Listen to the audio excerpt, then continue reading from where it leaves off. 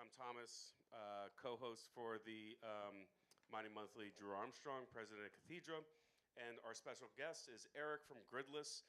We're going to do a deep dive into mining in Africa and setting up microgrids with the benefit of Bitcoin mining and bringing electricity to places that have never really had electricity before. It's a really, really cool use case and view into some of the positive aspects of this industry, which doesn't get written up in the New York Times or the BBC, but I don't know, things are changing there. We're going to see what happens next. Anyway, Some welcome. of the positive aspects of our industry. I'd say our industry is almost all positive. I would agree. So as always, if this is your who's here for the first time ever? Anybody? Oh, wow, that's fantastic. I love it. All right, well, welcome. This is intentionally a tavern chat, which means you can interrupt. We'll fix the feedback here in a second. But if we use a technical term of art or we're talking about something that you don't fully understand, slow us down, ask a question, raise your hand. You can throw us on tangents. This is meant to be an open pub chat.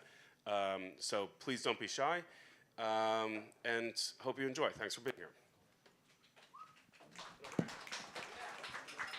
So where do you want to begin? Are we going to do a network update, or should we just dive straight into Gridless first? I think we should dive straight into Gridless first because Let's do it. For those of you who have been here before, a lot of it is Thomas and I talking about network hash rates, luck, volatility, these things. We have a proper guest now. We like to, in a somewhat masturbatory fashion, talk about some of these terms of art that those who lurk on Bitcoin mining Twitter would know very well. But I think we have a far more interesting guest today. So I guess, Erik, do you maybe want to start off even before we jump into this and just give some background on yourself and Gridless as well, and kind of what got you into Bitcoin and what started with the company? Yeah. So my name's Erik. I grew up in Sudan and Kenya, as you could probably tell as soon as you saw me this evening. And one of my schoolmates actually is a grade behind me, but much smarter than me, is in the back of the room right now. But there is like he's the guy who went to Columbia. I didn't. But we, I've been doing businesses and building technology companies in Africa and Kenya for about 2 decades now. And I knew about Bitcoin in 2010. Was in the midst of building the largest tech hub on the continent, 17,000 members, like 4 floors in a building, a big space. So we knew all about it, but I didn't have any conviction on it yet. And I wanted to. We had a supercomputer cluster, and I was like, "Hey, why don't we put this to work?" But I didn't really even have the conviction to really push that, so we didn't. And that happened in 2011. In 2014, I almost started mining again. In 2016, I almost started mining again, and I never did. And so I finally sold my last company in 2022, and I was like, you know what? I'm doing Bitcoin mining, one way or the other. And that's so Gridless really came from this.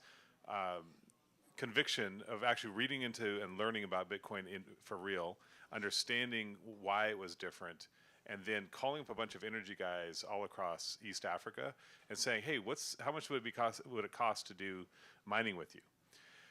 It turns out that there's these guys who build these off-grid energy sites. It was news to me, and what they're doing is they're selling to that local community, but they're selling at 36 cents to over $1 per kilowatt. And you cannot mine at those numbers, right? And so we were like, okay, that's not going to work. And it turns out, but also that they have a lot of stranded power.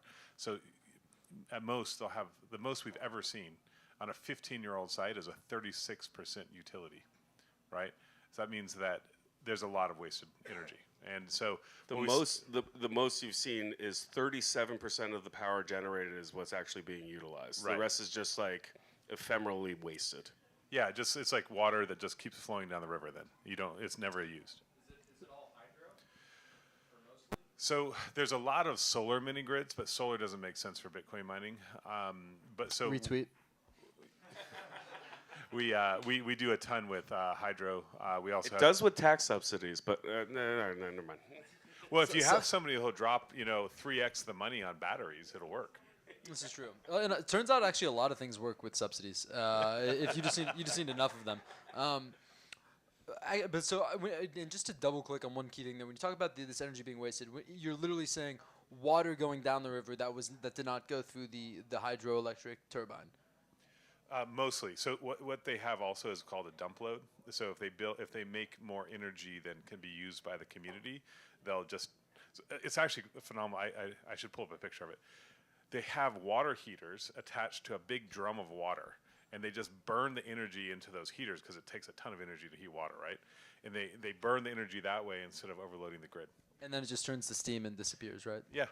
That's fantastic. I mean, because it actually, one thing that is this may be surprising, but for certain types of generation, it can be hard to like waste energy, or like sometimes, you know, if you have methane or natural gas in a pipeline, you have too much of it, or if you're, say, in the state of Colorado and you're trying to extract oil and there's some methane coming out, you can't burn that. The only way you can burn that methane is to basically do exactly that. You know, you basically run it through a generator and then run it through some radiators, but there's just no water that you're boiling. But so okay, but all the way of saying that this is clearly you saw tangible waste, while at the same time super expensive prices for this electricity. Yeah, and so what happens is if you're in a rural community, you've never had power. What do you think happens first? What do you do when you finally have power? You don't have much disposable income. What do you think? Download TikTok. Yeah, well, that is true. But you charge your cell phone because you have a cell phone, and you buy an LED light bulb, right? Guess what? They don't use very much energy, right? And it takes the time it takes to use all the energy that's being generated now by your local hydro takes 10 years before you start seeing people buy refrigerators or stoves or TVs. And so I get which basically kind of not to you know, show what happens at the end of the movie at the beginning, but like this brings you to Gridless, which basically you're thinking it's not just you know, we don't have enough cheap energy, so we need to make more energy to make the energy cheaper, but we also need basically a load bank to take this energy once we build it.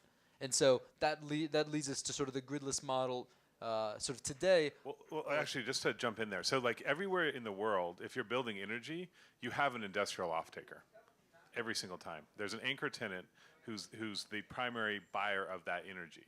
It's usually a large, very, very large industry or a couple of large industries, right? No surprise that if you build energy in the middle of nowhere, it's really hard to find anchor tenants, right? Who is going to show up with their industry into a village in rural Africa? There's not a lot. Like the biggest off-taker will be the local cell phone tower, which is not using a ton of power, right? And maybe somebody will then start setting up a grain mill, right? Guess what? It's on and off 5 times a day and doesn't use very much power. So that's the biggest problem. So all of a sudden, you have this geographically agnostic buyer of last resort called Bitcoin mining that with a Starlink can sit anywhere in the world and tap into this global network that prices energy, right? And that's what we do, right? So we deploy into these locations and we say, hey, we're going to be your buyer of last resort. Because we're doing that, we're not paying 36 cents a kilowatt hour. We will give you 30% of the Bitcoin we mine, and we're going to take 70%. I'm going to cover all the capex. I'm going to cover all my opex, right? That's why I'm getting 70%. You're going to get 30%. And we set it up, and they start making money, and they can now fully monetize the full capacity of their energy output. I'm going to use this as an opportunity to plug. We do Twitter Spaces just before as a table setter for these talks. Excuse me, I'm getting over this cold. But you use the term the buyer of first resort as like the anchor tenant on the Spaces earlier, which I thought was really interesting as well. So there's new energy. There's 2 sites that we've become the buyer of first resort on that they couldn't get financing. One of them couldn't get financing, and one of them couldn't get turned on until they had an anchor tenant. And so we became the anchor tenant and signed up early. Therefore, they were able to build the energy and turn it on. And in that case, instead of this, like you have 5% usage, 10% usage, 30% usage over time, you have 100% usage from day one.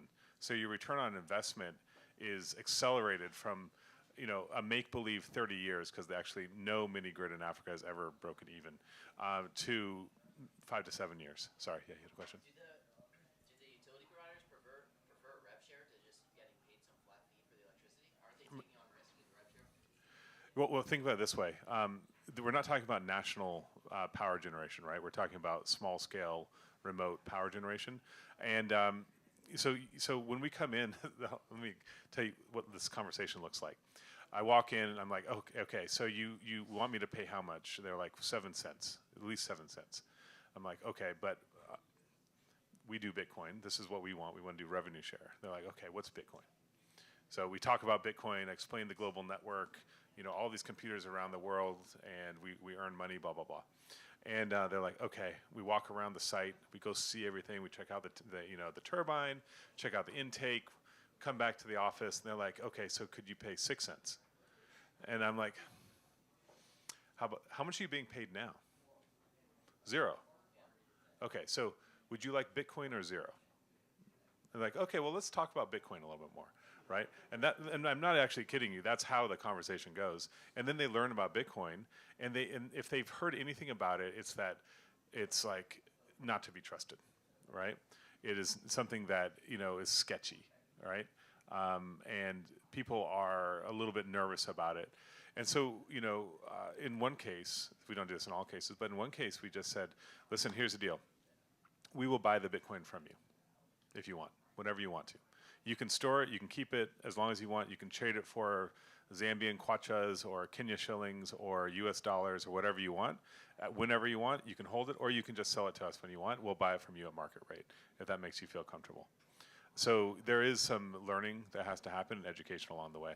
So they have like close to zero operational cost. So it's like anything they get from the energy is good. Yeah, I mean, they've already sunk the cost, right? And so their OPEX is nominal, right? It's the cost of their employees. Yeah. When we joined, they actually have an increase in revenue and I guess at least a nominal decrease in some of their OPEX. And so, a couple quick questions there. One, what percentage of the counterparties you're working with would you say are like holding on to any portion of that Bitcoin as sort of a treasury reserve asset? So 3 out of the 6 sites that we run, they're holding the They've done all right for themselves, haven't they? Well, so it's for a certain amount of time. So one of them held it. Let me give you a real world example. One of them held it from August of 2023 until I think it was February, March of last year. And so they saw it go from, I guess it was mid-20s or so to maybe 30, high 30s or maybe 40, right? I can't remember what the number was about. What, do you guys remember what it was? Give me February? what month? February last year? Yeah. February last year. I mean, was that right when we went up to 60? Yeah. So they saw a real increase, That was the and ETF they were pump. very, very happy with holding. They made much more money than if they had sold it to us for 6 cents a kilowatt hour. And then I'm curious, talking about them, that one counterparty that say wanted to the ability to sell the Bitcoin back to you. I think most people in this room probably aren't super familiar with what the exchange landscape looks like in Kenya. Like, what are there? Are there even options? Like, is there a Coinbase equivalent where they can, reliably custody? Like it's Bitcoins? probably Binance heavy. Yeah, no, I mean, listen, in some of the countries we work in, you can't even have a U.S. dollar bank account. You can only have your local currency bank account. So in Malawi, here's another real-world example. We have a site in Malawi, and there is no ability for anybody, even companies, to have U.S. dollar bank accounts. So it gets transmitted in. If you use the SWIFT system, it takes about 3 weeks for us to transfer the money in, a lot of paperwork, and then it gets converted at their rate, the bank rate, into kwacha, right? And it's very painful.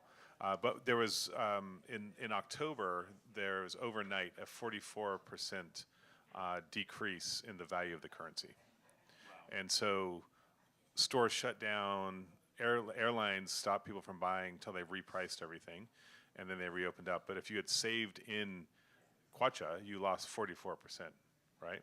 So our partner was very happy that they were earning Bitcoin and that they had a counterparty in us that could buy that from them in dollars, right? And so there is real value in having access to a harder currency, and you really feel it when you're in Africa.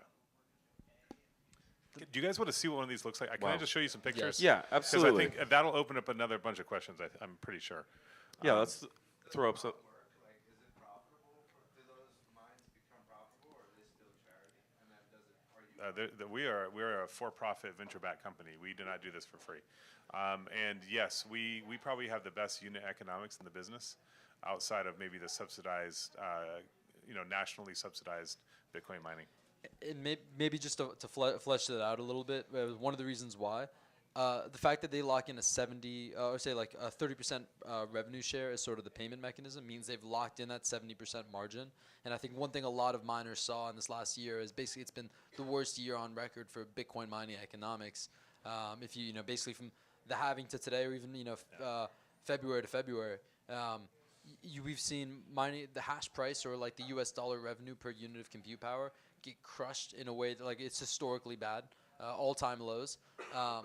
And so many miners have been forced to shut off. It led to a lot of like distressed businesses, but that's because their OPEX was at a fixed level. So as their revenue sort of, in some cases was less than their operating costs, like they're losing money every month. But if you have that 30% revenue share as your primary cost, then you're talking about like that scales down, and so you're still locking in 70% margins no matter what. Obviously, you have overhead too, but Right. I mean, so you saw like you got down to, was it 40, mid-40s? yeah, 44, I think, Yeah. 43 So $43 per, was the price per.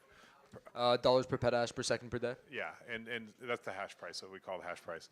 But our hash cost is different than everybody else's because we're not paying a flat fee on energy. So yes, we're making less money, and our partner is making less money, but we're still alive. And so our model controls for the downside risk of Bitcoin, but we also take a haircut on the upside potential. So when that hash rate and hash price goes up to over $100, we don't make as much money as the traditional mining models do. This is one of our sites in Zambia, so a 700 kilowatt site on the Zambezi River. We make our own mining containers in Nairobi, designed, engineered there. We've open sourced this, so you can jump on our site and download the plans for yourself. We truck them across Africa's best roads, 2,000 kilometers. Then we get there, we set up, connectivity. We do a cell connection, and we do a Starlink connection. We bond those services so we don't lose any mining shares. Is that you in the hat? How could you tell? Yeah. And then we just load the miners up. Shout right? out, what's miner? We only use WhatsMiner. They are much better engineered than the Bitmain counterparts, so we don't have to worry about the heat nearly as much. They can handle dust and bugs better. Wow. So we swear by MicroBT. And then we set them up. So that's Philip and Daniel doing the actual work while I just carry things around and plug things in. And then by day 3, we're set up. And so that's that same site. That green roof is the roof over our site. You can see the connectivity on top of it. And we're running, right? And this is the one I was telling you about. That. So there's nowhere to stay. We're just in tents down by the river. And we have to bring in our own food and everything because the closest town is 3 hours away. We're 10 hours from the closest airport. And that morning we were waking up and making some eggs and bacon or whatever over the fire. And our partner looked at his phone and was like, I just earned some money. I was like, yeah, you earn money every day, right? It's like, I've never had, first of all, he's never heard his turbine running at 100% capacity. Right, and then second of all, he's standing up there. He's like, I'm getting paid every day. Like I don't get paid every day. I have to chase things, or people are paying ahead of time for their meters, and so it really makes a huge difference. He's like, I can finally think strategically about my business. Yeah. No. So yeah, so there's these kind of intrepid entrepreneurs, right, who are like building energy. They're like, there's a market here for energy, and so they're raising capital. It was investment capital 30 years ago until investors realized that you never make any money, and then it started being concessionary financing. So this is debt financing from the World Bank and Rockefeller Foundation and USAID, our friends in the news, they'll cover the capex to build it, but they don't cover the OpEx to run it. So that, so you've got this thing built, but now I've got to run it every year. And if I'm not making enough money for my customer base, I can't pay for my line workers, I can't buy more meters, that kind of thing. Can I ask you some, actually, so Frank first. Hey, Frank. I don't know if you got to it already. I'm sorry, I was a little late. But there's also to comment on what Isaac was getting at. So basically there's just an understanding, from what I understand, this is something that Janet, one of your partners, told me, one of your co-founders, is that there's essentially an understanding in the countries in which you operate that the government just can't get power to these regions. So there are entrepreneurs trying to come up with creative ways to do this, extending these mini grids. And so it's just sort of you guys getting in touch with these people that are building this infrastructure. Yeah. And then because of the business that you're doing, it's allowing these entrepreneurs to say like, oh, okay, now there's a revenue stream. Now we can take this a step further. We can electrify this next. That's right. Yeah, so what happens is, like, the national grid has gone about as far as it will go, because the ROI to push, like, energy transmission into these far-flung places with a small density of population just won't be there, right? That doesn't make business sense even for the government, so they won't build it. So then that's where mini grids come in, right? And mini grids can be profitable, but only if you have an anchor tenant. And Bitcoin mining has been that missing component for decades. So This is a triumph of capitalism. The question before, the math is mathing, right? Like, it actually makes sense for the entire, flow of the commercial, flow of funds, which is a really tremendous thing to see.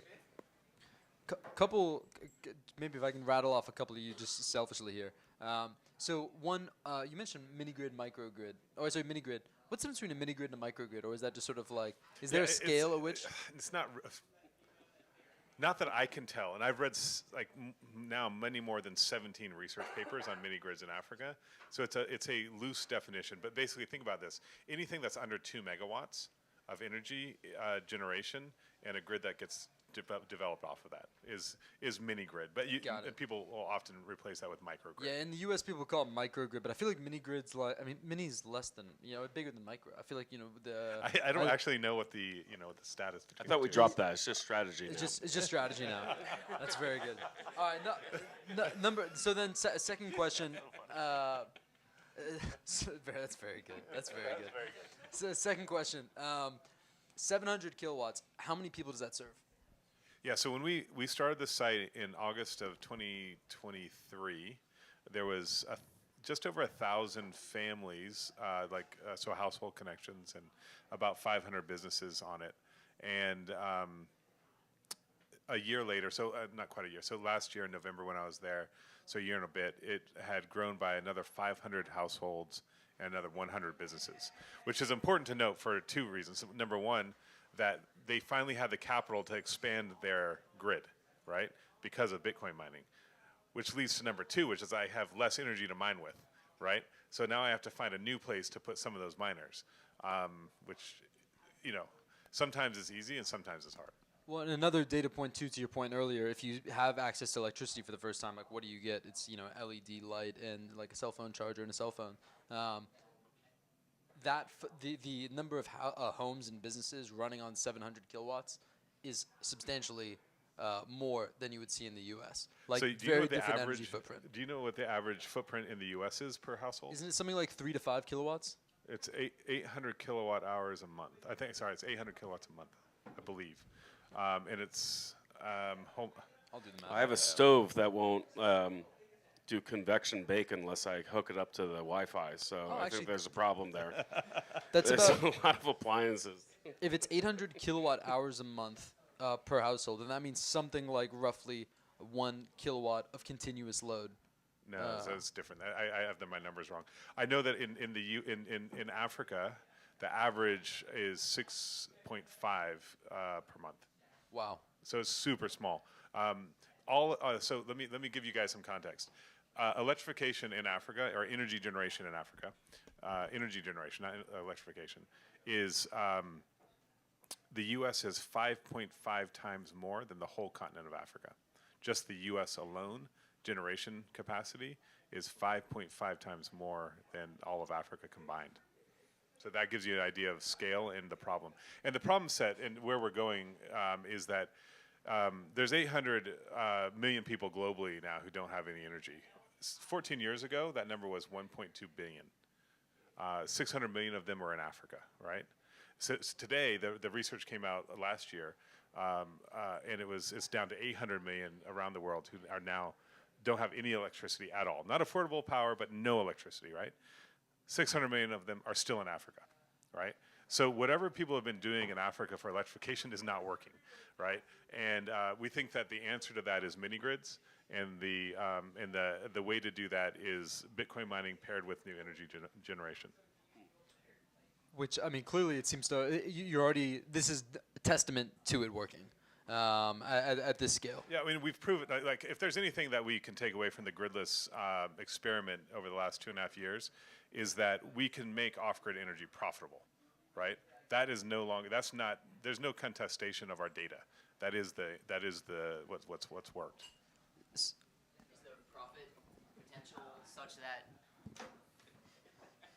Is the profit potential such that it would incentivize building new plants, or is it only to sort of fill in the capacity that was built that was subsidized?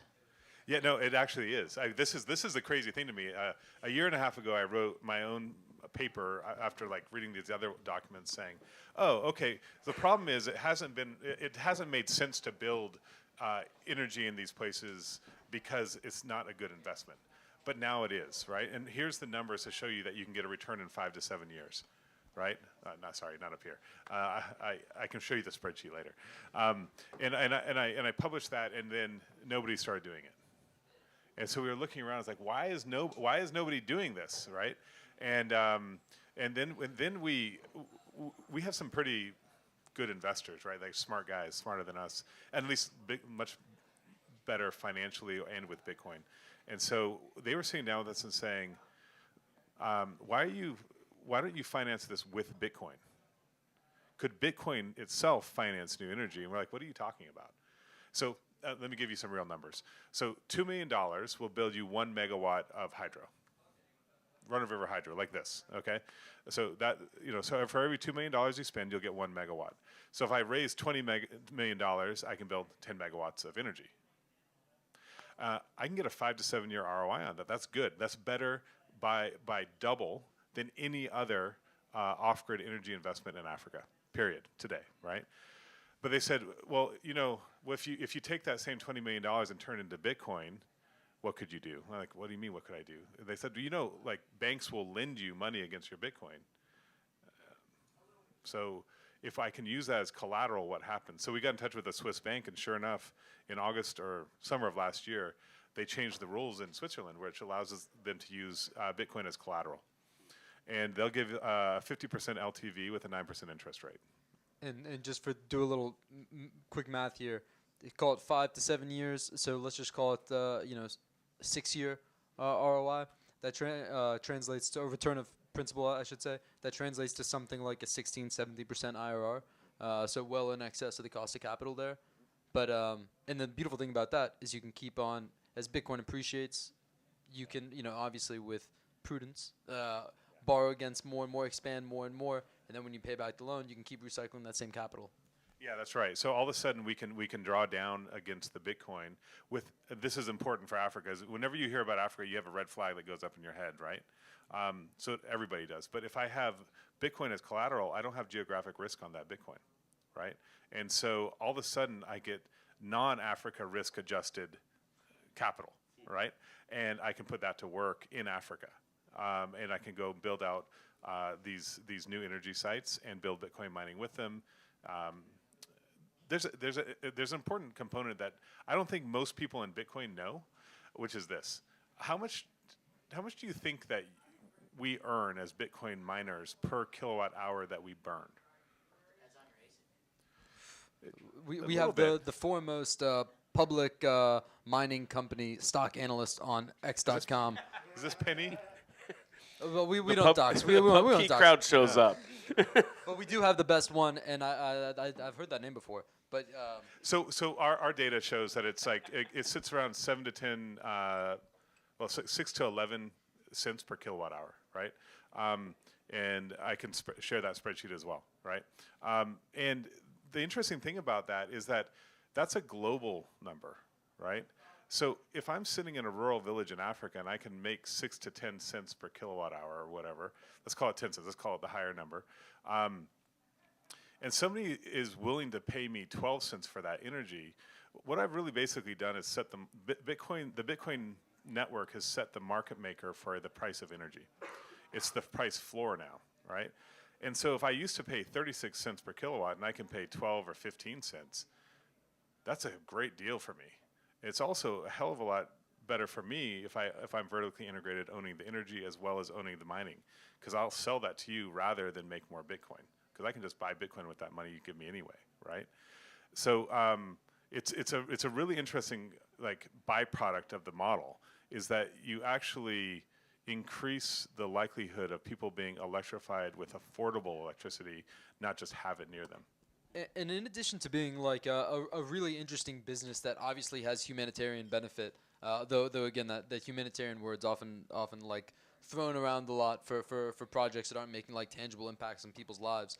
But from a Bitcoin mining first point of view, there's this weird dynamic in Bitcoin mining where it's commodity production, which people talk about commodity production businesses not being good businesses, but it's also the worst kind of commodity production where anyone in the world can plug in an ASIC. There's no moat, there's no natural resource that you can like secure rights to. It's not like a cobalt mine where there's only X of that size in the world. And so as everyone's plugging in ASICs, you see all these kind of perverse incentives, whether it's folks who are maybe mining Bitcoin to get outside of capital controls, or publicly traded mining companies that are happy to lose money just so they can keep announcing growth, or if you have, say, certain governments or kingdoms in various parts of the world that are basically appropriating power from the private sector so that they can, make money themselves. It's this really competitive business, but I think this is a great example of what the future of Bitcoin mining is going to be, which is Bitcoin mining as sort of an auxiliary revenue stream to another business model, right?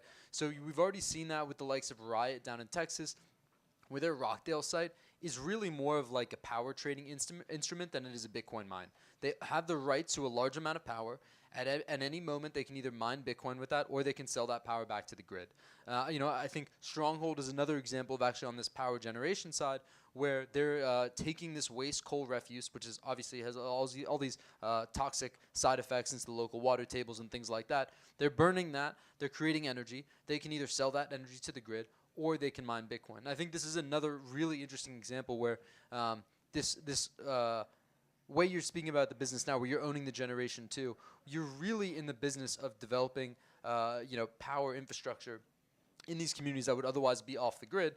And with Bitcoin mining, you basically have this buyer of first resort, and you have this anchor tenant, and it sort of de-risks you because even afterwards, you can sort of load balance as needed, to the extent you have excess energy. And so I think this is what's really interesting because this is like what the future of Bitcoin mining will be. It won't just be pubcos in the U.S. Building big data centers where they just like mine Bitcoin all day and then they sponsor conferences and do Twitter Spaces talking about the importance of their company and all this stuff. Like the real future is Bitcoin mining is this load bank, and I think the real future is going to be having these auxiliary use cases for this Bitcoin mining tool as opposed to having Bitcoin mining be the end in itself. I mean that's what we built our business off of. The idea that we thought we were just going to be Bitcoin mining, and then we learned that we were kind of at least energy adjacent, and then being energy adjacent, we realized that there's this like I was talking to you guys earlier about this. There's this moment in time where there's this arbitrage on being a Bitcoin miner that allows you to be a part of the like base commodity for the world, which is energy. I can leverage my Bitcoin mining to become an owner of energy, and that's incredibly useful long term, right? And so this is the way we see it at Gridless. Is this is our opportunity? We're in this part of the world that is like this blue ocean need for energy, and will for decades to come. How can we become a part of that story? And Bitcoin mining is the engine that powers it, rather than being the end all be all of the business. It's the always has been meme. It's all about energy. Always has been. So true. It just converges. Yeah. Yes.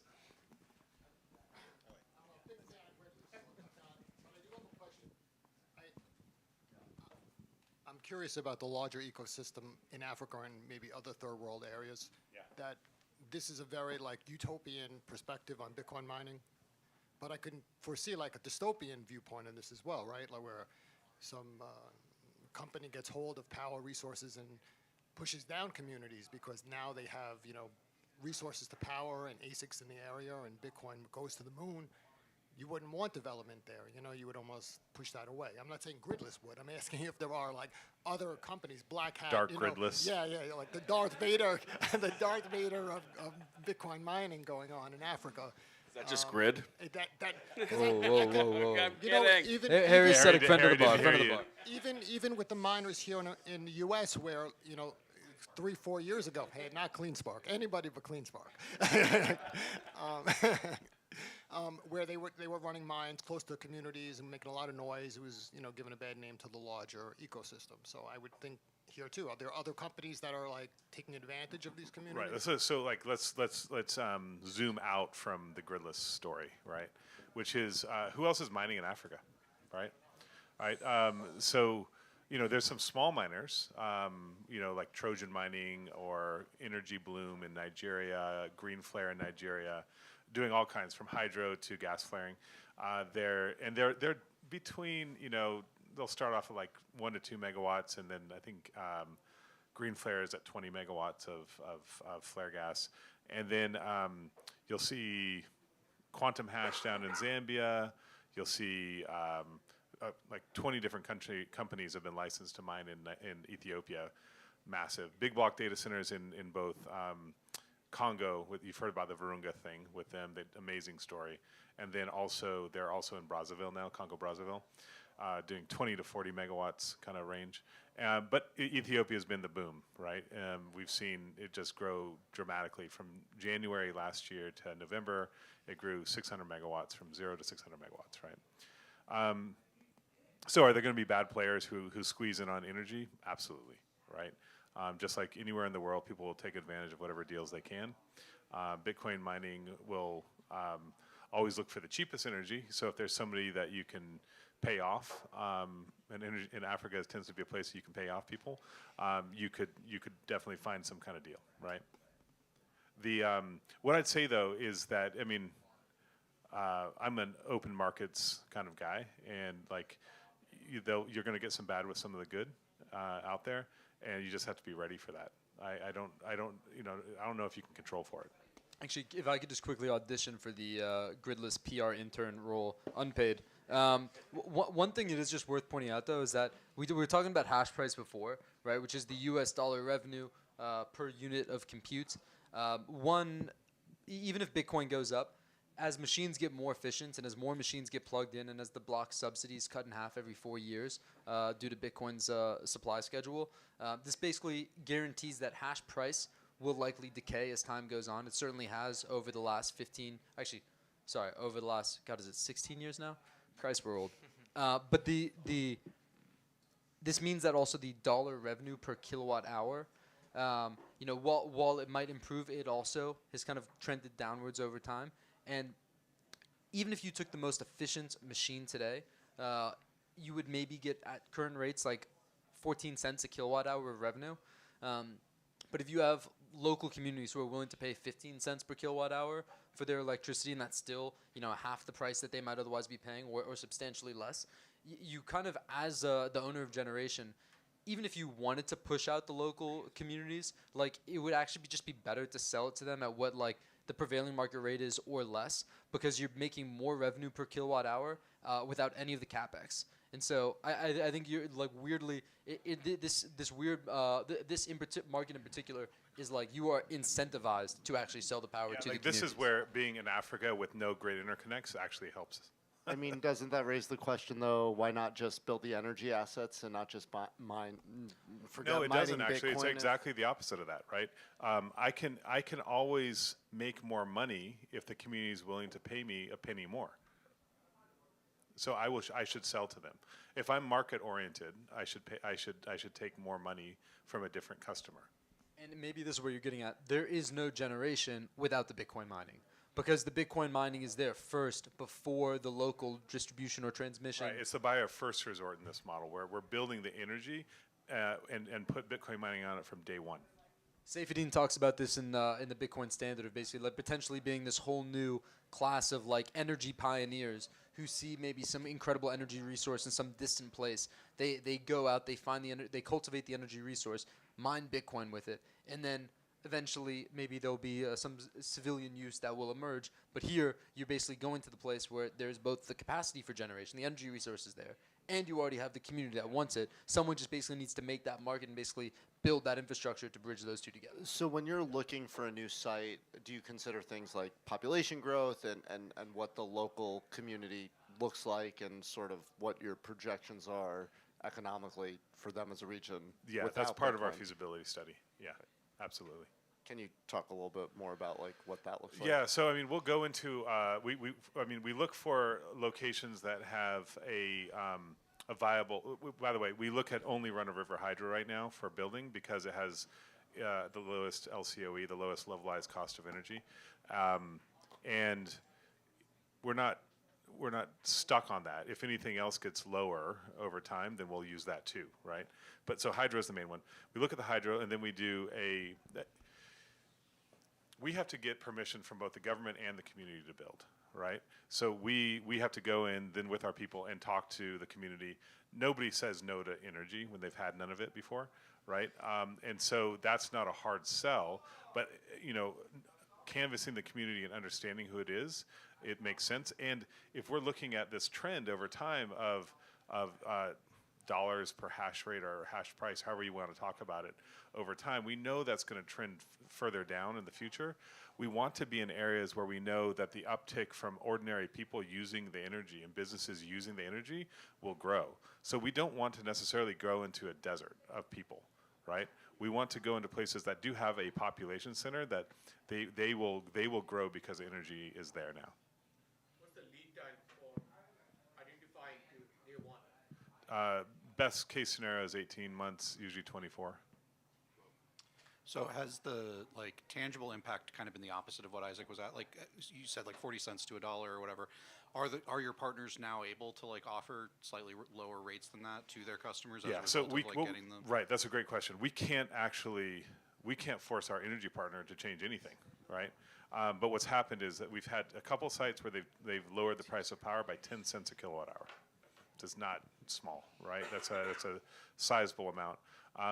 Other sites where they haven't changed the price of power, but they've now added, like in Malawi, they went from, if I remember the numbers correctly, 800 families connected, 1,200 families connected, households connected to 300 more within 3 months and 800 more within a year. And so they've been able to buy the meters. So meters cost about $50 per household.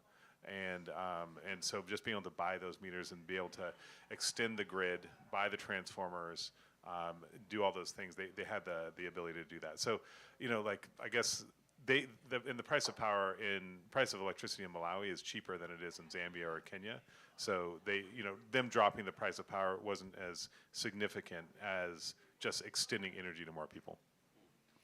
A quick question as well. So I know you're building it and you're slowly be the buyer of first resort in those places. You also mentioned before how you talked about the amount of power that can be generated from a specific location or facility.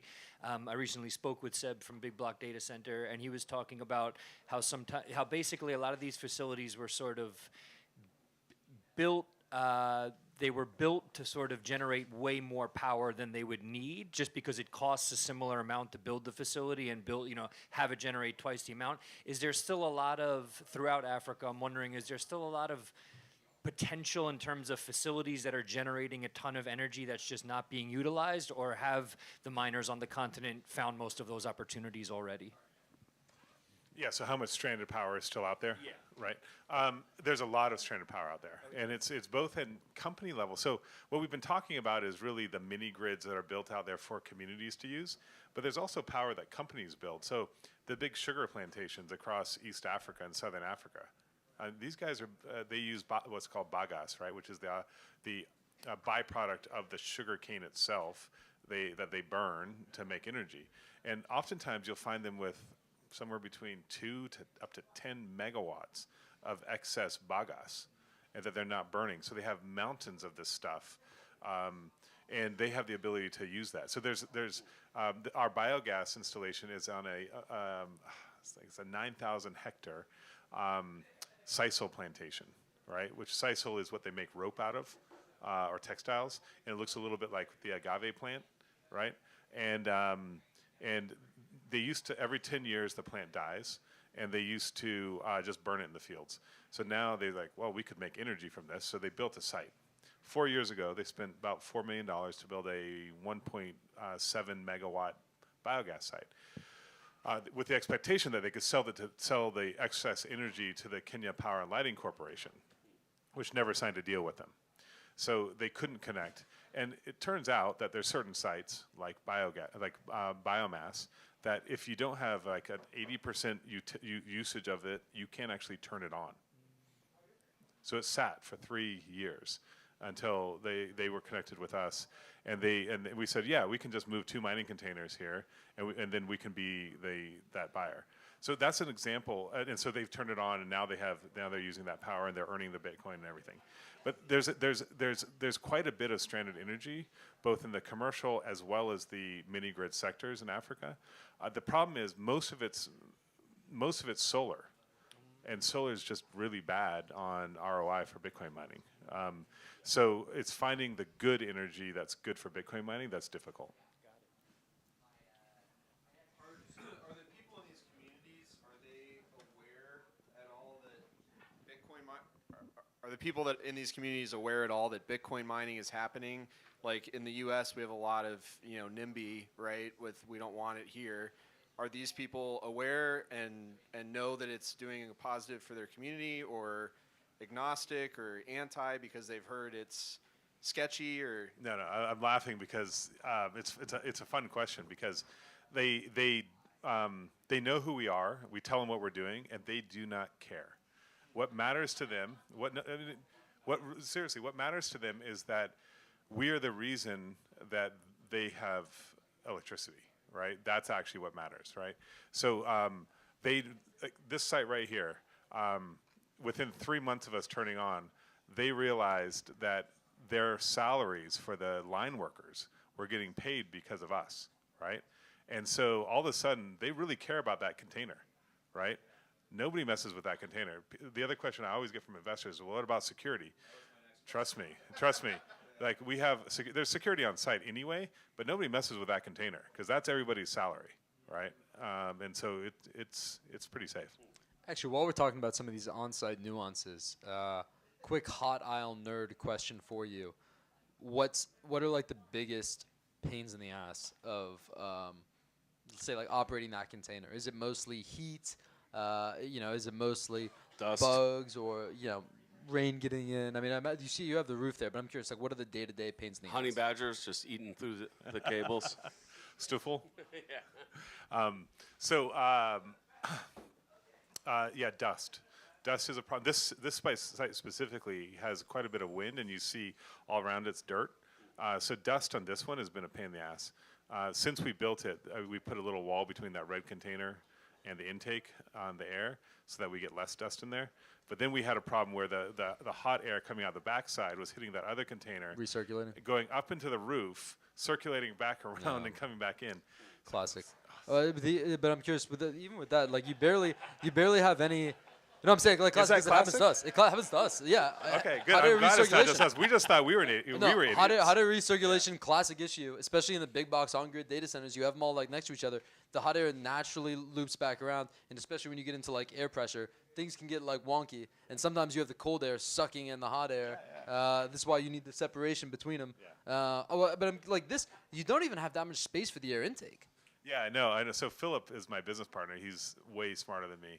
And he's like, no, there's plenty of space. And I was like, No, sorry. I mean, I'm not critiquing the design. I mean, more so, I'm surprised dust is still getting in. I am. Okay. Right? And I was like, I don't know, Philip. Yeah, I feel like it's a little close. He said, no, I did the math. It's fine. I'm like, it's not okay. But it turns out it's not okay. we figured out to, how to be clear, I like Philip. I was with him last week. This is not me trying to critique Philip's work. I was just looking No, at. Like, I'm throwing him surprised. under the Poor bus, Phillips. not He's, you. he's not even here to defend It himself. seems like because it seems And like his the numbers. primary, it seems like the air is going to mostly be sucked from from that opening up at the top there, as opposed to like It's not like it's gathering big dust storms on the way in. Can I show you guys some other pictures? Just if you guys give me half Yeah, a second. please.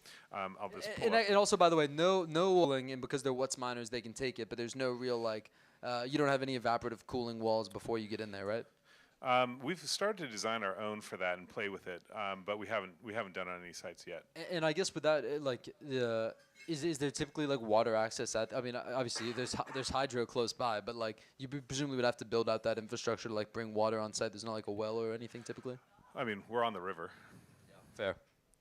So That's the nice thing about hydro. I guess you got water. So there's a picture earlier here where we're putting up the this connectivity, right? So this is an interesting one. We were about. Connectivity is the business I built before for the last 10 years, so we know quite a bit about internet connectivity in Africa. So we put a solar panel with a repeater to reach about 5 kilometers out into the valley to bring the signal from the cell tower, and then we pointed that down with a long-range Wi-Fi into the mining container. So it means you need a cell phone connection.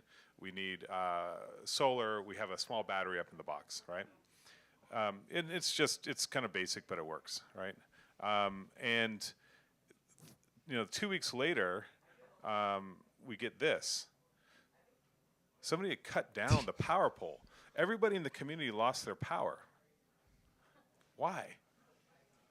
Because the guy cut this thing down, didn't steal the solar panels, stole the battery, right? Huh. And so we're not in a very easy place to get to in Malawi, and it took us another couple days to be able to get that back. Took them another day to get the power back up, build a new pole. And so you'll get some random stuff like this. So now this was 500 meters away from the site. We no longer keep it 500 meters away from the site. We have another solution. But that's the kind of thing that you come across. Which, by the way, this class of problem, not unique to Africa. Something you would see in some of the early off-grid mining days, in say the Bakken in North Dakota, where a lot of folks would be mining Bitcoin with flare gas. Occasionally, you would see people coming in and stealing the cables because you could go sell them for the copper. Yeah. So I've got another picture to show you. I'm just trying to find it real quick. I need to organize my pictures one day. By the way, also just one question: the absolute moral fiber of this man, scrolling through photos, nothing to hide, not even, not even any Telegram group chat banter, not so far as much as a meme. No racist memes or anything.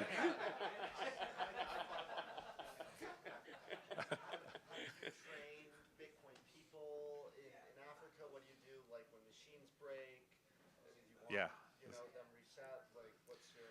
So yeah, we can't ship these things off to somewhere else to get fixed.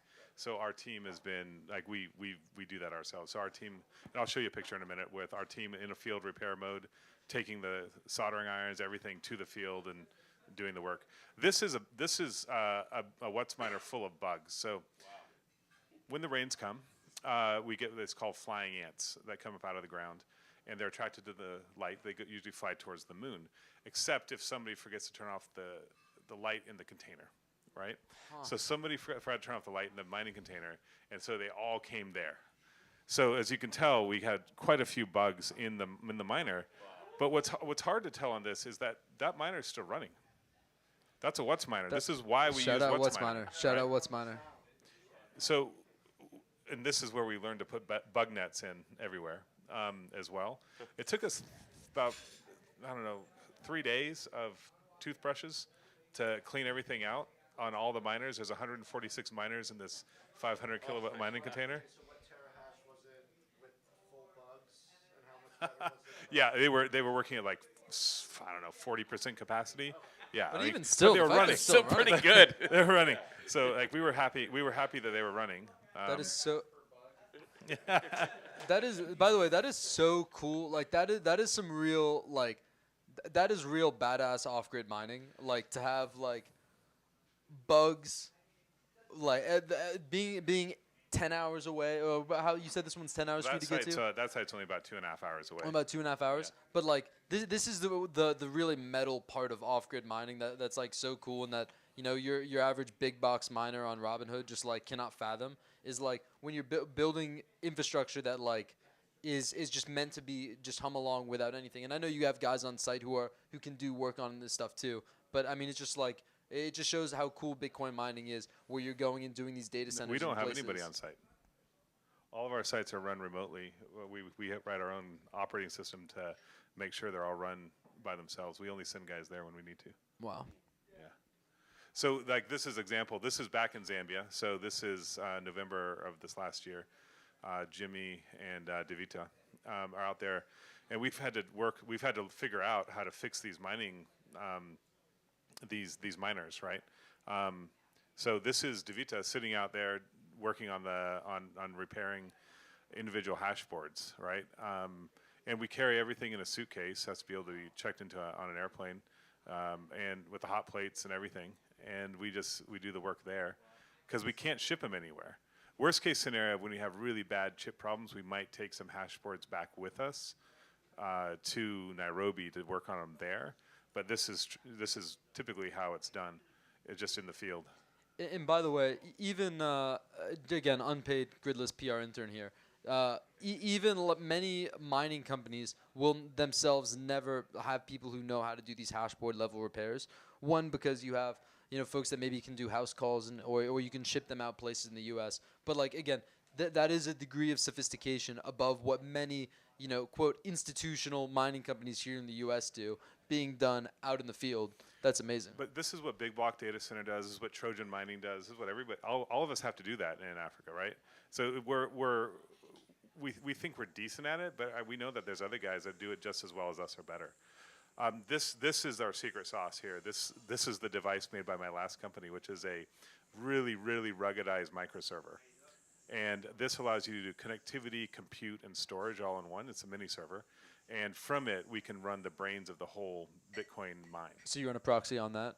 So we have dummy pools on it. So like, imagine if you run 80% of the grid, you're the backstop. If you lose, what happens when you lose connectivity on a mine? Your miners shut you down. lose power draw, yeah. Your miners turn off. So what happens then? For us, you trip the whole grid and everybody loses power, right? So if for some reason I have this problem where Starlink goes down and my cell connectivity goes down at the same time, everybody's fucked, right? So our partner is not happy with that. So what we have to do is have a dummy pool on this, and we still mine to that dummy pool, and they make Philip coins. Philip coins, yeah. What's the market rate for that these days? Yeah, I mean, they're freaking high. It's like maybe 25 cents, So this is the brains that allows us to do it. But, there's a lot of little things that we've had to do that we didn't want to have to do when we started the company. We thought we were just going to build, these things with taking them off the shelf and putting them on our shelves and then just letting them run. And it turns out you have to do a lot of work. How did they learn this, though? Who learned how to do this? Given, like Drew said, given the degree of sophistication, I mean, how do you figure out how to repair these things? Because most of the time you would send it back to the manufacturer, right? Well, so remember, our last company was a hardware manufacturing company. So we have the team that built from the copper plate up other hardware products like that one I showed you. So what we did is we went and hired the same guys we used to have at our old company and said, please help us figure out what's going on. We had all kinds of thermal shock going on our hash boards because our real-time demand leveling is very, very, very active. We don't get a call ahead of time to turn off miners at 5 o'clock tomorrow. Somebody turns on a power mill, a Posho mill, a grain mill, and all of a sudden we have to turn off 5 miners. And so how does that demand response work? Are you basically just getting are you doing it based on like voltage sags or like voltage spikes, or are you actually, this is probably proprietary, but I am curious, like that is an interesting class of problem that many off-grid miners struggle with, for example, because when you're doing the closest analogy we have to this kind of off-grid mining where you're like really in remote places in the US was, again, this flared gas mining, which you don't see as much more of now. You don't see as much of now, but you saw a lot of it back in like 2017, 2018, 2019, 2020. sometimes you would get natural gas pressure fluctuating, and that would change the amount of power that the generator could throw off, right? Because they have less natural gas coming into the generator, and so if the miners were still trying to pull that same amount of power, you could trip the generator and the whole system goes down, and then someone needs to go out there and make all these changes. In North Dakota in the winter, it gets to like negative 40 degrees, so like a remote inhospitable place to this kind of technical work. So guys like Steve Barber and some of the off-grid mining pioneers in the U.S. would build these load-shedding programs, which would sense that basically, hey, we're going to get less power, or there's going to be some fluctuation, and then they would modulate the amount of power that miners are drawing to make sure that the system stays in balance. Again, not a concern for most of your big box off-grid miners, but a real problem that can like be a giant pain in the ass. And it sounds like you guys basically had to come up with your own version of this, your own solution here, just to make sure the grid was in balance. So this is a IoT sensor on the forebay, and that allows us to understand exactly what the water level is, and so how much power can be generated from that water. And we can turn on or off miners to change the level of the water, right? Wow. So that's basically, I guess it's the reverse of supply. It's the reverse of demand response. It's supply optimization or something. Yeah, no, but that's so cool though, because it's actually, you're solving the upstream problem in a way. Like well, you're in this case, right? And then we also have another IoT sensor on the generator to understand the frequency levels from the grid. So once we sense that frequency level on the grid, we can immediately, under a second, drop down a certain number of miners. And just again to the audition for my unpaid role here, but one of the very cool things about this is that because you're doing this upstream, it actually makes it more resilient, right? Because you kind of have it really strengthens the grid. Yes, yeah. very much strengthens the grid. But then that second piece too is again something you'll hear more of these days, which is sort of the frequency response that Bitcoin mining provides too. Not just sort of there's not just like power, but if there's different types of generation might have different nuances that might affect the frequency of the grid. And so that again, another very sophisticated problem that most big box miners in the United States are just like too smooth-brained to comprehend. Well, again, luckily we have Philip because he figured all this shit out. I wouldn't have. So we have some good people on the team. That's what makes it work. He just didn't get that heat issue. That one heat issue. What? The heat issue. So yeah. Come on, Philip. There was the a heat, question. no, I'm kidding. I'm kidding. to be I'm clear, just picking on Philip again. Heat recirculation happens in many, like, this is like, and it's one of these things which is often an inevitability, right? Like sometimes just the way certain data centers are designed or certain boxes are designed, the way, hot air can move, or the way the air pressure in different parts of a data center can be. This is sometimes people will be designing one of these and be like, this is an inevitability. We're just going to have some hot air recirculation. So it's not much less a design blunder, much more a classic trade-off of Bitcoin mining. I love that. Thank you for the PR. Maybe it's still too early in the process to understand this, but what's sort of like the expected lifetime of these sites? Because I could see a scenario where you're helping the community, which drives development in the community, which drives more organic power consumption, which puts your site out of electricity. Is there sort of like we want to operate these for 5 years, 10 years, or maybe if it develops the area, we get even more generation there? So I want to show you something. This is our site in Malawi and the usage of energy. What I did was I normalized the time over a year to show that, and then on the right is the UK. There's nowhere in the world where you do not have wasted power, stranded power, and even in these sites where there's more usage now and there's more electricity, there's always nighttime. There's always the daytime actually when they're out working, that there's power available, and so it's not like you'll ever not have mining there. You'll just have less.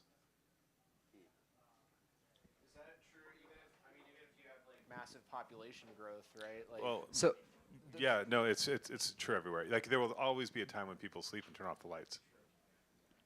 by the way, these graphs, the what they call it in sort of the energy industry would be the duck curve, which basically just shows the power fluctuation throughout the day, and that's why you have the UK right there next to it. It looks the same in the US, and yeah, basically this is just like as you say, no one's really using that much power at like 1 a.m. Now, the way that historically grid operators would deal with this is they would basically switch on generation, switch off generation, basically depending on what they expect the demand to be. that has to affect the economics of it too, right? Where you said earlier it's only, 35% is your maximum sort of organic usage. So you can go 65% even during the peak time of the day.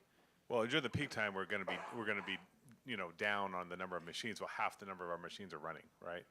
But that's for 2 hours, 3 hours. Okay. Yeah, and maybe just again one other point here with respect to like Bitcoin mining is like a way to balance the grid and things like that is most of the cost of electricity, like most of your cost and most industrial cost of electricity comes from that one peak where the vast majority of the energy is being turned on. That's why you have things in your rate schedules in the U.S. called demand charges. And so certain grids, for example, we have a data center in Washington where around 90 to 95% of our bill is based on the amount of energy we were using in the highest 15-minute period during the whole month.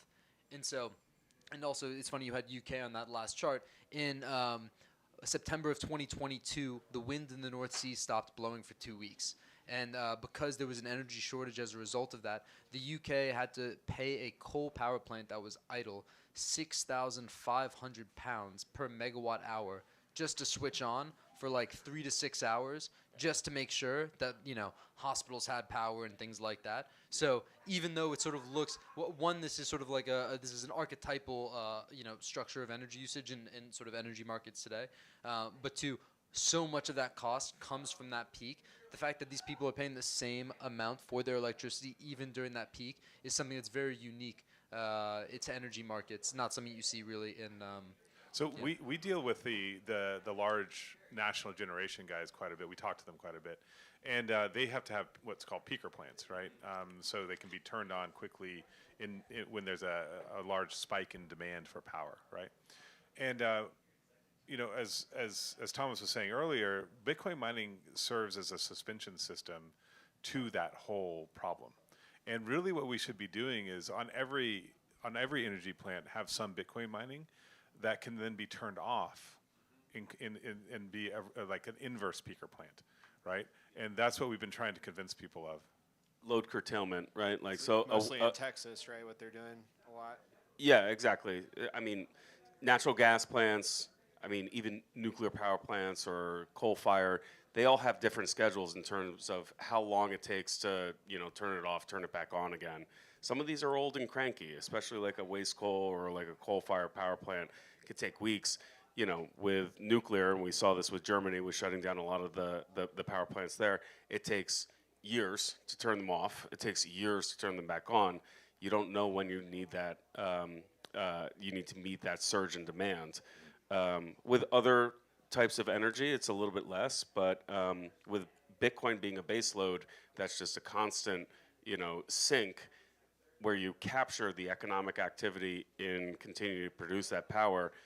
You still have it when you need it because it's trivial to switch the machines off and switch that to the grid if it's too hot, it's too cold, whatever. Same is true for steel power plant. Yeah, exactly. Although yes, this steel power plants are like aluminum smelters, which are historical load banks for energy systems. It is worth pointing out the much slower ramps than Bitcoin mining in terms of how much time it takes to switch on and off.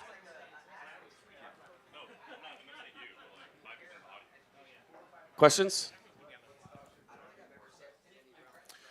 Yeah, so we continue to have a pipeline of stranded power that we're talking to the people, and in my fits of frustration sometimes I'll say to my team, I've never worked so hard to make other people money, right? And then not get it, or sometimes they'll have stranded power and just not go with it, especially the commercial guys, right, who have the sugar plants and stuff. So sometimes it's just the pipeline. Energy people are very slow. So you just have to. It just takes longer than you think to do things. But that actually just opens up the opportunity, right? Which is we're in the one place on Earth that needs not the one place, the place that needs the most energy, though, right? Developed and in the hardest places, but with the free inputs of hydro or wind or. We like hydro the best, but hydro, wind, biomass, things like that. And, I think it's just a great opportunity to build, right? And go ahead and be vertically integrated as a company. So Gridless Energy, we just announced it in December. We'll have our first 2 sites live this year. opening up in Rwanda. We're actually not just building greenfield sites. We're finding brownfield sites that have been built 30, 40, 50 years ago, and we need to replace turbines or fix some of the civil works, so we can get those live in 6 months instead of 18.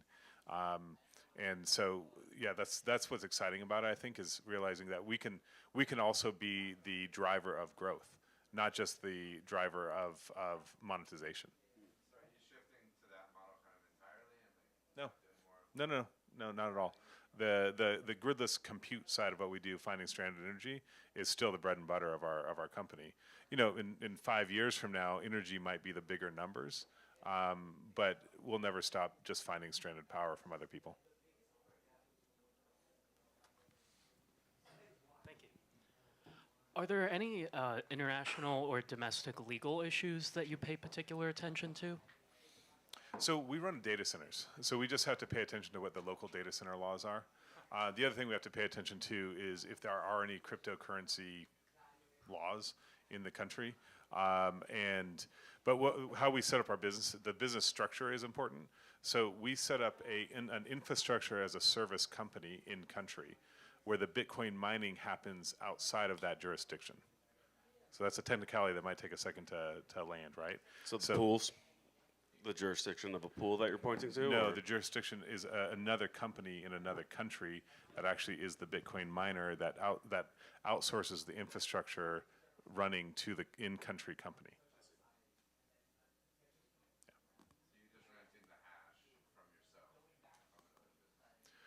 We're renting the services to manage the hash. What are you, a cop?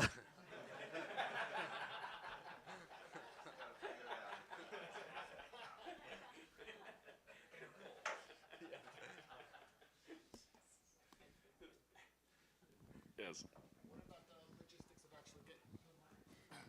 What about the logistics of actually getting the miners to these countries? Is that an issue? Getting them shipped, the actual shipment itself?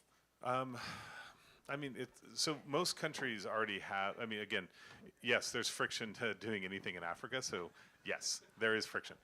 But it's knowing how to deal with the local revenue authority, the local duties and taxation authorities, making sure that you get them typed so that you don't have a massive amount of duty applied to it or overpriced amount applied to it. So we do, you know, any country we go, we're in, if we're taking M30S++s, like those miners right there, right? We get those typed in that country, and we have the price set for what the import duty should be, and then anytime from then on, it's really quite smooth. The first time is the friction point. From then on, it's just like, yeah, this is the process. 20-foot shipping container? Oh my God, oh God. So why do we make our own shipping containers, right? So we met with the Giga guys, and Giga makes them, they do an incredible job of their engineering. We loved what they were doing. Shout out Matt, shout out Brent. Yeah, they do. They're fantastic. And so we're like, hey, can we buy a Bitcoin mining container from you? They were just shifting some of their operations to China to build them there. Great, we can ship in easily from China. Turns out that a shipping container was going to cost us somewhere between $110,000 and $120,000, a 20-foot, to get into the country, because of shipping logistics, duty, and other taxes that were applied. And we were like, okay, hold on. We have mechanical engineers, we have electrical engineers, we can figure this out on our own. So that's when we started designing our own Bitcoin mining container. And we just open sourced that design, because we're like, we don't want to be in the business of building these for other people, but we could build them for $25,000. They're not as good as Gigas, right?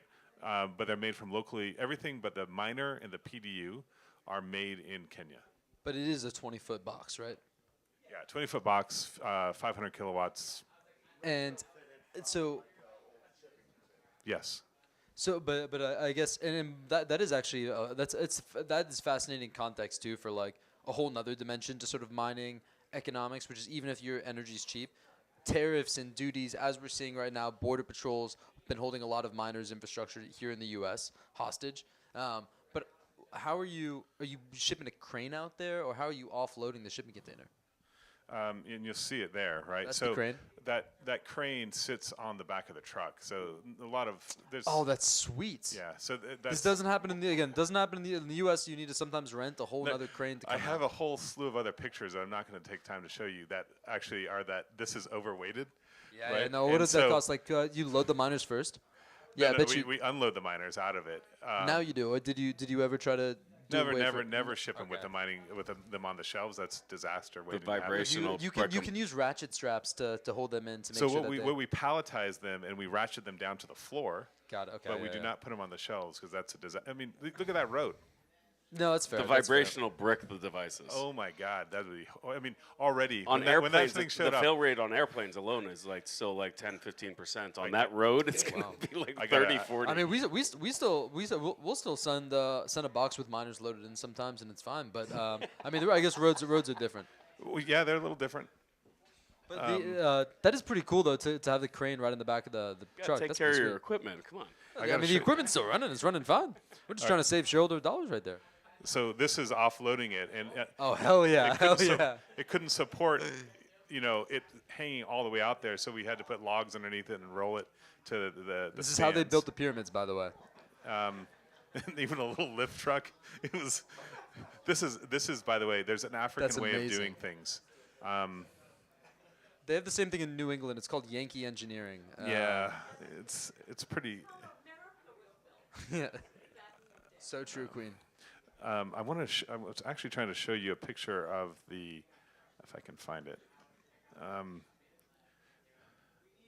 Oh yeah, there it is. Ah, crap! Now I lost it. Okay, well, there's a picture of all the bolts that fell off, all the screws that came loose from going across these roads, and I was like, I had this handful of them, right? Just all these bolts, and we're like, where did they come from? Right, so we had to go through the whole thing and like find out where the weak points were and like re-screw on these bolts and everything. And we didn't have, this is actually the first one we made and shipped somewhere. So we didn't have enough zip ties, and then we had to figure out how to repurpose old zip ties and all kinds of stuff. There was a very angry Erik that day as we figured things out. But then we don't make those same mistakes anymore. Well, I mean, and again, this is another example of where the world of Bitcoin mining is very different when you're on Twitter or in the field. And one of the key differences is just the importance of zip ties. You'd be shocked at how many ways they can be used. Zip ties have saved the world. All right. Any other questions for Erik and Gridless? We have one or two community updates. We got time for a couple more questions. We don't need to. We're just under 5, so we're not very big. We have 6 sites, 3 countries. We're like I said, 4 hydro sites, 1 geothermal, 1 biomass. 2 of our sites also have solar on them, so we know how crappy solar is, and really, really suggest you don't try and do commercial mining with solar. Yeah.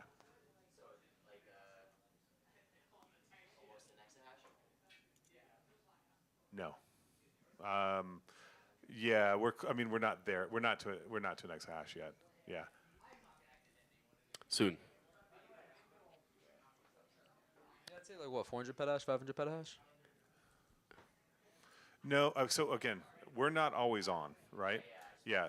Yeah. If I could have everything running at full, sure. Yeah, I'd be closer. Yeah, and by the way, if you try to lie about if you're ever public one day and you try to lie about your uptime or how much deployed hash rate you have, It's gonna be I'm pending. not saying it's him, but someone in the room is going to be paying attention Listen, to there's the press somebody in the release. room that we study that industry religiously through, so I get it.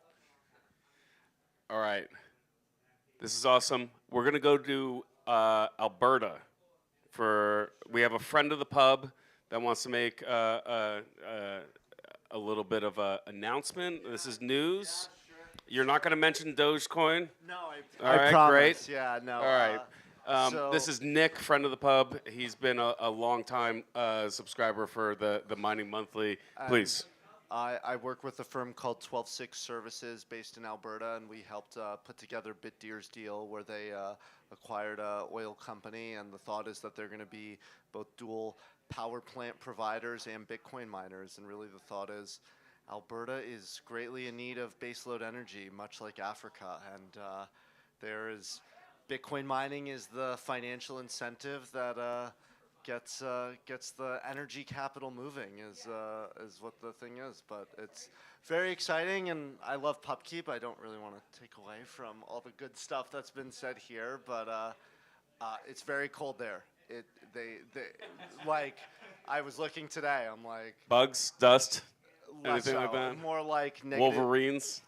Closer, much All right, closer. there we go. Yeah, but Wolverines are nice. another time. I told Dan I'm going to try and bring a whole Alberta delegation down to talk about. They're trying to signal that it's time to finally do business in the province, and that everybody's been anti-business before, but now they're getting an idea. And even if you see the comments on X and on LinkedIn, it's people wondering, why does it take an outside company to do this? And they're kind of upset it's not a Canadian company that's taking charge and leading the force. Well, it'll be America soon. It'll be the 51st state. But thank you so much for that, and congratulations. Thank you for the hard work, and always great to get these community updates. I think that kind of wraps it, right? Unless we have any other questions, if anybody else has any update or question that they want to throw in there. Thanks for having me here, guys. I mean, Thank you for being here.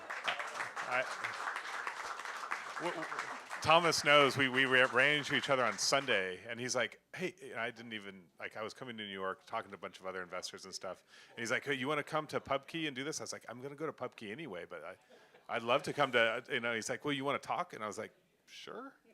So thanks for having me. Thank you for being here. This is awesome. This was amazing. Honestly, this was a true banger of a Mining Monthly, and I think it's because you came so prepared with such great content, but also what you guys are building is like so fucking cool, and I think it's amazing that you guys are doing what you're doing. So thank you. Really, really cool. And thank you to everyone for coming out. That's why we do these things. Thank you for your support, and we'll see you next week. Daniel, what do we got next week? Thursday. Nothing next week. We're Nothing? still looking for an event. Yeah. We'll have something. We'll find something. We always got something. And then later in the month, it's Anthony Pompliano's Bitcoin Investor Week. We're going to have something pretty much every single night that week at the end of February. We'll have some announcements soon. But again, thank you so much for coming out. Tip your bartenders, and we'll see you next time.